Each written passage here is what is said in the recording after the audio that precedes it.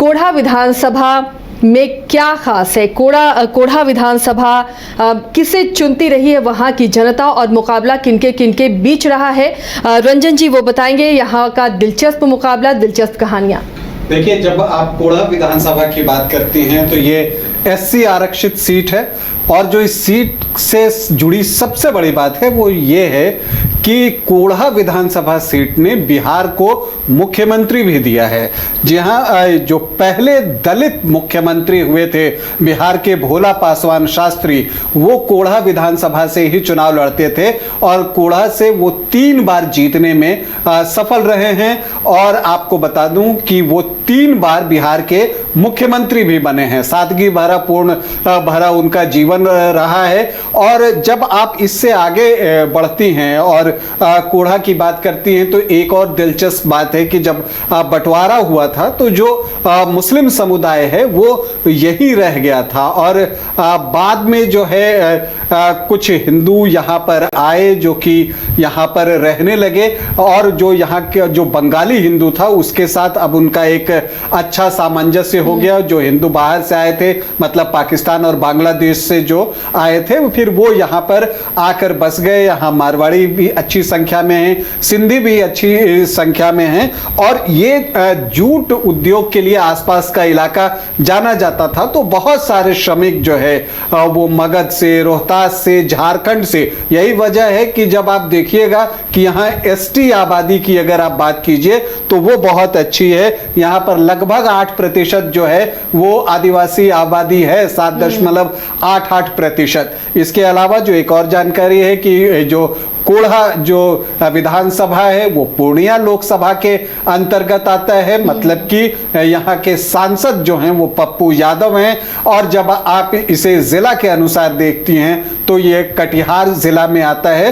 तो ये कोढ़ा के बारे में एक संक्षिप्त जानकारी है। फिलहाल इस सीट पर बीजेपी का कब्जा है। यहाँ से कविता देवी अभी विधायक है, उन्होंने पूनम पासवान को पराजित किया है। और पिछले 3 चुनावों से अगर आप देखिए तो यहां पर बीजेपी कांग्रेस के बीच में ही मुकाबला देखने को मिल रहा है अगर हम 2010 से देखें। और एक और खास बात यह है कि पिछले 3 चुनावों की आप बात कीजिए तो यहां हर बार जो है वो विधायक बदल जाता है। मतलब एक बार बीजेपी तो एक बार कांग्रेस, ज्यादातर मौकों पर आमने सामने की लड़ाई दिखती है, खास करके अगर हम पिछले 2 चुनाव की बात करें तो ये मोटा मोटी है। हम जातीय समीकरण पर भी बात करेंगे। आपको बता दें कि यहां पर जो मुस्लिम वोटर्स हैं उनकी संख्या बहुत अच्छी है। 31.5% जो है वो यहां पर मुस्लिम वोटर्स हैं। एससी जो हैं वो लगभग 13%, 12.9% दलित वोटर्स हैं। ट्राइब्स के बारे में हमने बताया कि जो यहाँ आदिवासी वोटर्स हैं वो लगभग 8% के आसपास हैं। अगर आप सरनेम से जाएं तो मंडल 7.5% सरनेम के अनुसार हैं। तो यहाँ यादव और धानुक जाति के भी वोटर्स जो हैं वो अच्छी संख्या में हैं। यादव सरनेम के साथ 4.1% हैं। वैश्य यहाँ पर 6 से 8% है।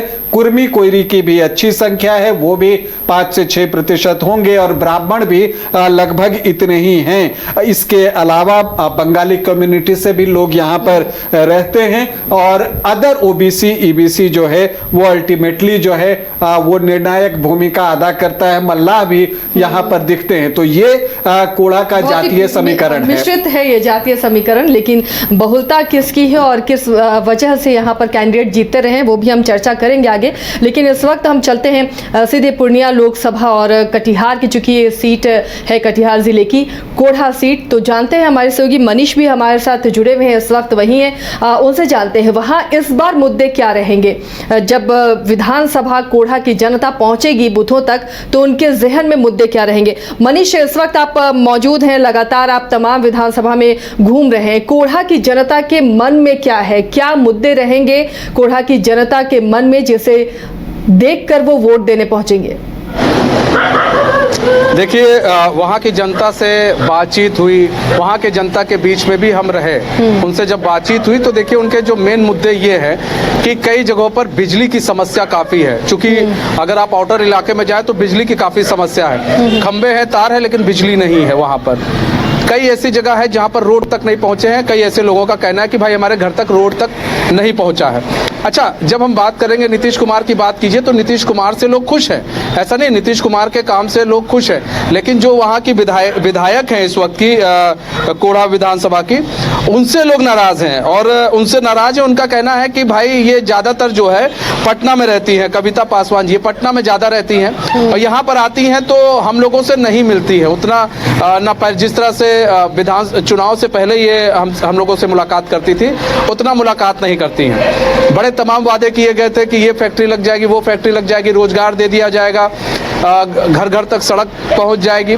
ऐसा कुछ भी होता हुआ नहीं दिख रहा है। वहाँ की जो जनता है, वहाँ की जो आवाम है, उनका कहना है।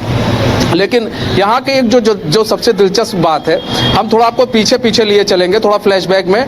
यहाँ पर एक चेहरा बार बार नहीं होता है, आपको मैं दिखाता हूँ।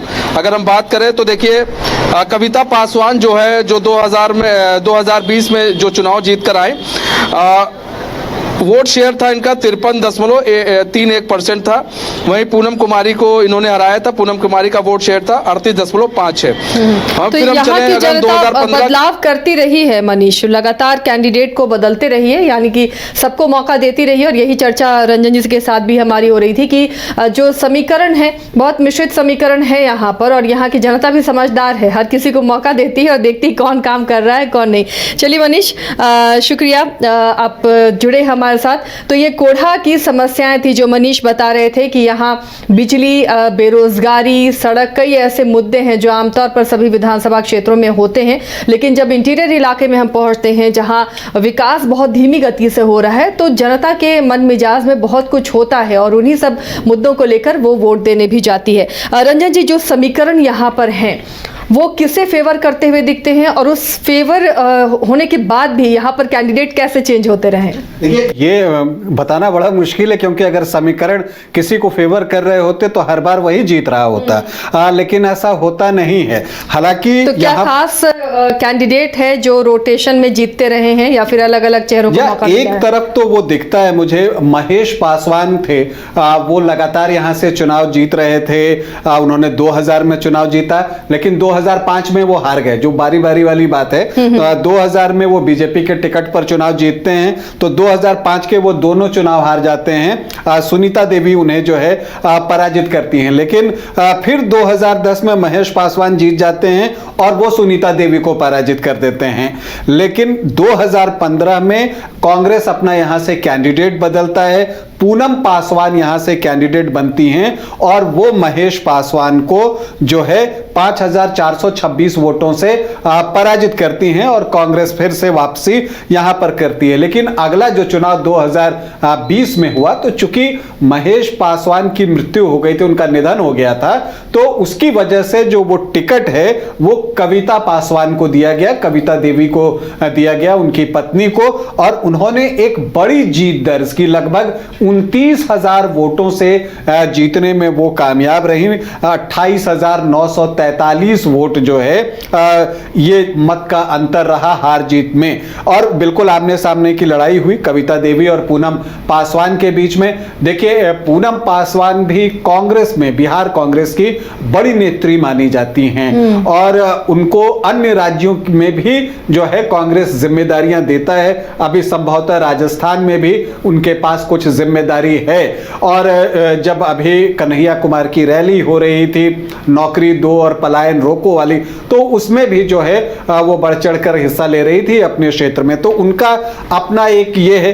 दूसरी तरफ कविता पासवान का देखिए, ये एक कोढ़ा विधानसभा के साथ आप कह लीजिए कि ये अजीब सी बात है कि यहां से 2 नेशनल हाईवे गुजरते हैं और एक स्टेट हाईवे है, बिल्कुल चमचमाती सड़कें हैं, लेकिन यहां पगडंडियां हैं जिसकी की चर्चा अभी मनीष कर रहे थे कि कुछ जब अंदर की बात आप करते हैं तो वहां वो चीज नहीं दिखता है। हालांकि इसी साल जो है फरवरी में लगभग 51 नई सड़कों की जो है वो मंजूरी हुई है, तो ये चीजें यहां पर दिखती है कि जो कविता पासवान हैं उनको अपने काम पर भरोसा है और उनको लगता है कि उनको जो है फिर से रिपीट किया जाएगा। हालांकि जो रिकॉर्ड्स हैं खास करके पिछले 3-4 चुनावों के, वो जो है उनको डराने वाले हैं। तो पूनम पासवान को इस बार उम्मीद है कि वो इस बार अपनी वापसी करेंगी। एक बात जो और मुझे लगता है या दिखती है, चूंकि यहां पर मुस्लिम वोटर 31.5%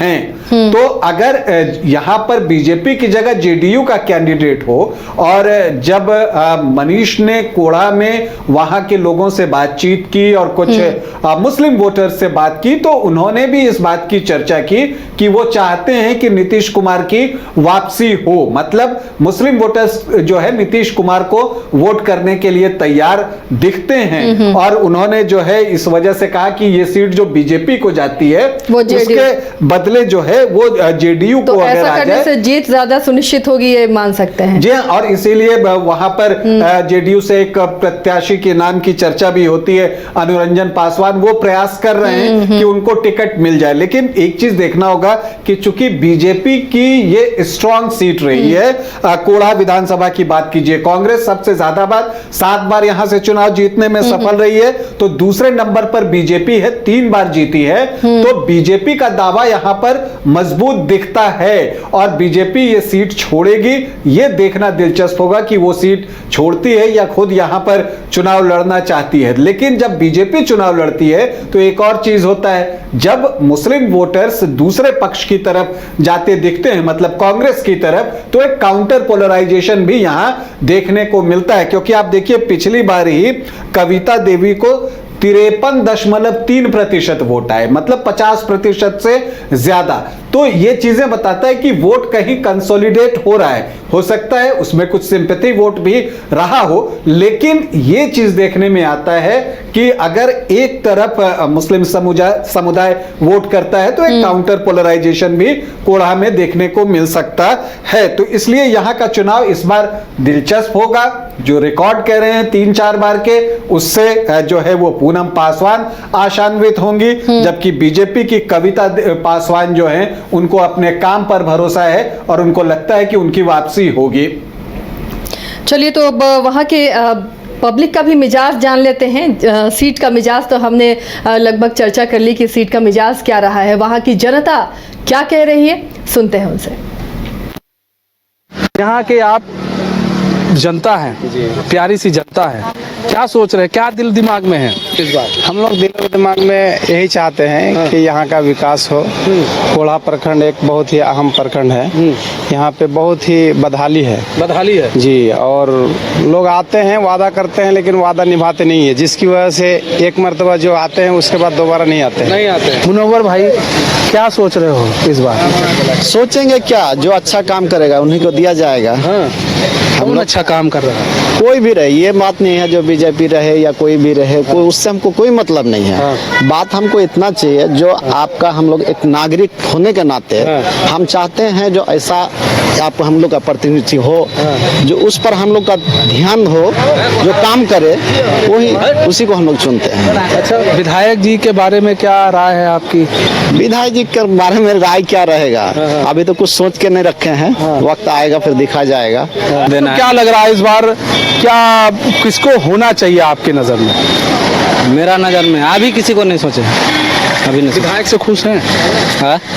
विधायक से खुश नहीं। अभी तक मेरा घर जो जाने वाला रास्ता है वो अभी तक नहीं बना है। नहीं बना है? कच्ची सड़क है, इतना आने जाने में कष्ट है। बिजली वाला पोल जो है रास्ता में गड़ा हुआ है, आने जाने में बहुत कष्ट होता है। हाँ, वोट लेने का टाइम में लेके चल जाता है और कोई रास्ता नहीं बनाता। तो इस बार किसका जलवा जो है यहाँ पर बिखरेगा? क्या लग रहा है किसको होना चाहिए सत्ता में और कुर्सी पर, और यहाँ के विधायक कैसा काम कर रहे हैं? विधायक कहाँ काम कर रहा है? वोट मांगने का टाइम में आता है, और वोट जब इलेक्शन हो गया, जीत लिया, चला गया, उसका गायब हो गया विधायक। विधायक जी एकदम गायब। कविता जी दिखती नहीं है, चौक में रुकने वाला नहीं है उसका गाड़ी। ऐसा मत कहिए, ऐसा बात है। इधर मोड़ के भी नहीं देखेगा। क्यों? सीधे क्यों? उसकी नीति खराब है। नीति खराब है? क्या नीति खराब है? बोलिए, क्या लग रहा है इस बार ठाकुर जी? बार क्या लगेगा, यहाँ गरीबों का कोई नहीं है। समय पर आते हैं, कुछ से कुछ बक करके हम लोग से वोट लेकर चले जाते हैं, फिर दोबारा मुलाकात नहीं करते हैं। तो उसके अंदर भाई ये भूमिहीन आदमी है, भूमिहीन आदमी है। और सरकार कई बार सुने कि जमीन देगी सरकार। 10 लाख 20 लाख टका कट्ठा है। मजदूर 10 किलोमीटर दूर जाते हैं कटिहार जिला काम करने के लिए, साइकिल चलाकर। वहाँ से आते हैं, काम नहीं मिलता है। कोटा जाते हैं, कई बच्चे का नाम नहीं जुड़ते उसमें है, हम लोग का 2 आदमी 3 आदमी का नाम है, सारा बच्चा का नाम नहीं है। कोटा में भी कटौती कर देता है। और बिजली जिस समय खाना बनने का समय होता है उस समय गायब हो जाता है, बच्चा का पढ़ने का समय में गायब हो जाता है। सरकार मुझे कांग्रेस का चाहिए। क्या लग रहा है फिरोज भाई, यहाँ पर क्या होना चाहिए, क्या देख रहे हैं? मेरा मानना है कि नीतीश कुमार आना चाहिए, पहले से ठीक है। उससे पहले जो है लालू का सरकार था तो उससे बेटर है अभी, लेकिन इधर उधर होने के कारण जो है उसका थोड़ा सिस्टम गड़बड़ा गया है। तो मेरा मानना है कि नीतीश आना।